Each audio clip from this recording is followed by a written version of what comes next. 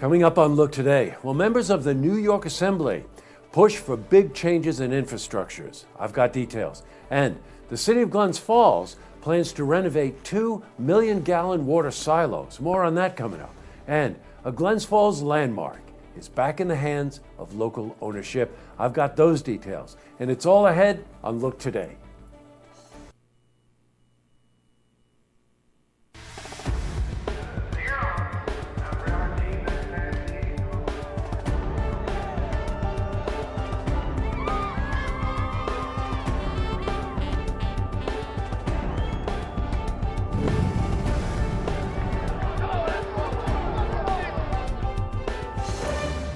Welcome everyone, I'm Jay Hood Jackson and this is Look Today.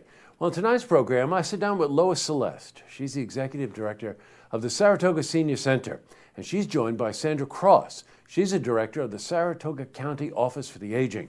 Now, they're here for this week's Look at Seniors. I also sit down with Julie Marks. She's a Community Recreation Coordinator of Saratoga Bridges, and she's joined by Mary Fornabia, and she's a Special Education Resource Specialist. Try that, for Parent Network of the Capital Region.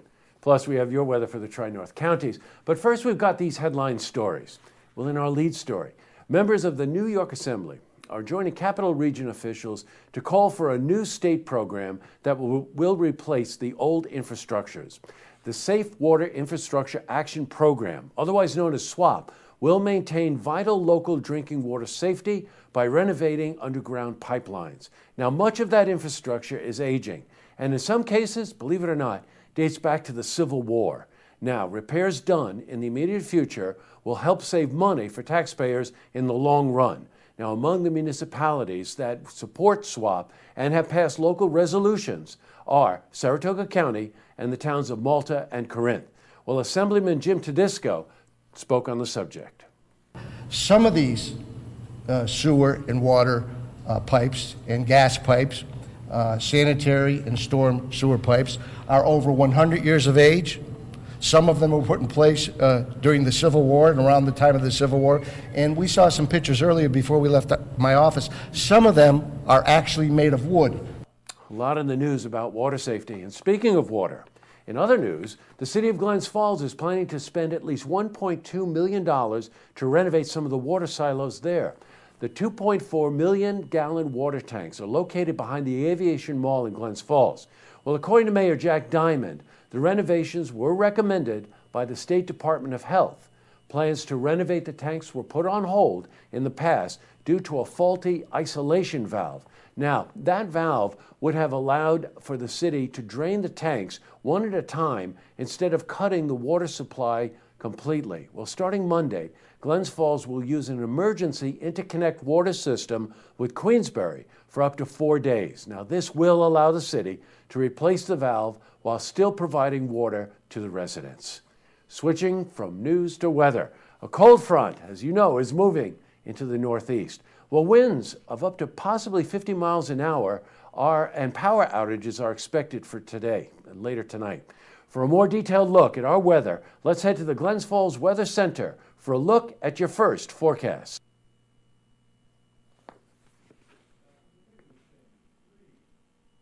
And back to the news. Well, this morning I woke up to a couple of very interesting emails. It's information that the famous Glens Falls landmark, the Queensbury Hotel, is back in the hands of local ownership. Now, developer Ed Moore announced that he's purchased the hotel. Now, Moore also owns French Mountain Commons and the Logjam Outlets. They're located on Route 9. Now, we're going to have much more on this story in tomorrow's program. That will include coverage of the press conference and interviews with the owner and the new general manager. In other news, well, SUNY Adirondack will undergo some big changes in the next 2 years. Construction will start this fall on 2 new buildings. The buildings will be built on the north and south ends of the existing science building. The space will include new science labs, computer rooms, classrooms, and get this, a greenhouse. Now, the state will provide one half of the funding and Warren and Washington counties the other half. The construction of the 2 buildings is scheduled to be completed in August of 2017. Well, up next, I sit down with Lois Celeste. She's the Executive Director of the Saratoga Senior Center. She's joined by Sandra Cross. She's the director of the Saratoga County Office of the Aging, and they're here for this week's Look at Seniors. Plus, I also sit down with Julie Marks. She's a community recreation coordinator of Saratoga Bridges, and she's joined by Mary Fornabia. She's a special education resource specialist of Parent Network of the Capital Region. But first, if you see news happening, you want to share a story idea, how about join us for an interview?